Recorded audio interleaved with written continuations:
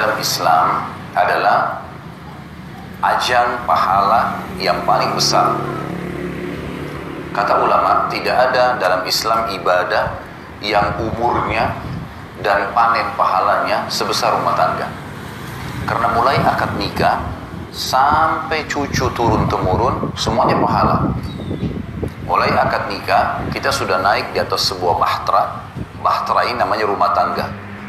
Mau kita sedang tidur, mau kita sedang makan, mau kita sedang duduk, intinya kita sedang berada di sebuah bahtera namanya rumah tangga.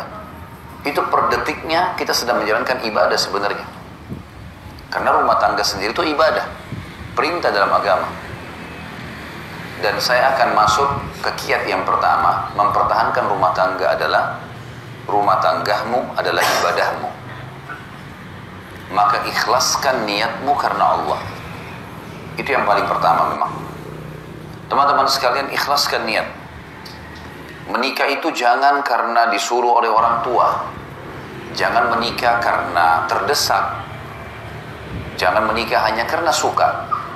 Jangan menikah karena semua teman-teman sudah menikah, tinggal kita sendirian.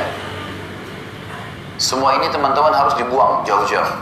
Kalau Anda di sini yang hadir sudah menikah dan dulu salah satu penyebab nikahnya karena 4 hal atau 5 hal tadi yang saya sebutkan itu, maka detik ini diubah niatnya.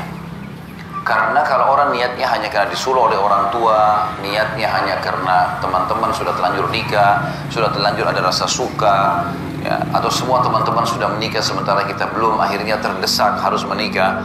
Ini semua tidak dinilai ibadah.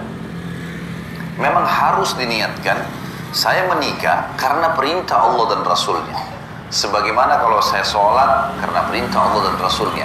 Sebagaimana kalau saya puasa Ramadan karena perintah Allah dan Rasulnya. Saya haji dan umrah karena perintah Allah dan Rasulnya. Coba bayangkan kalau ada orang pergi haji, tujuannya dari awal niatnya adalah belanja. Misal, nanti kalau saya di Mekah saya mau belanja ini, saya mau belanja itu. Kalau saya di Madinah mau beli ini dan seterusnya. Dicampur baur antara niat ibadahnya sama niat belanjahnya. Bahkan ada orang karena niatnya belanja, pada saat umroh buru-buru mau selesaikan.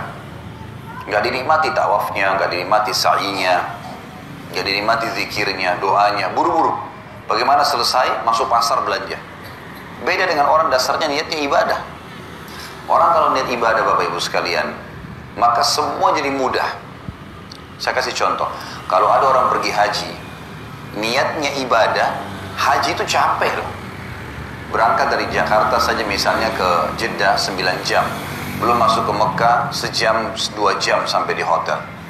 Belum kita harus tinggal di Mina, di kemah, jumrah, panas matahari, desak-desakan sama orang. Kemudian juga ada Muzdalifah, ada Arafah. Paket, capek sebenarnya, letih, gitu kan. Setiap azan kita langsung ke masjid, walaupun jarak hotelnya jauh. Tapi subhanallah, orang kalau niatnya ibadah, pulang haji ditanya, Bapak Ibu yang sudah capek nih, sudah 40 hari di sana, 30 hari di sana, tanya mau haji lagi nggak? Pasti jawabannya mau. Kalau orang niat ibadah, dia mau lagi. Suka dukanya semua jadi mudah. Yang panasnya, yang makanannya kehabisan, yang hotelnya jauh, terlupakan semua. Yang antri panjang di imigrasi, dilupain semuanya. Karena niat ibadah itu berbeda. Orang kalau bangun sholat malam, dia niat memang ibadah karena mau berkomunikasi dengan Allah, mau beribadah kepada Allah, lain dengan orang yang hanya kebetulan pasangannya bangunin supaya dia bangun sama-sama. Atau mungkin karena teman-temannya lagi kebetulan nginap, misalnya di satu tempat seperti ini, nginap, kemudian teman-temannya semua buat program bangun sholat malam, lalu kita ikut-ikutan. Beda sekali. Makanya harus diniatkan dari awal ibadah. Ada sebuah kata kunci dalam masalah.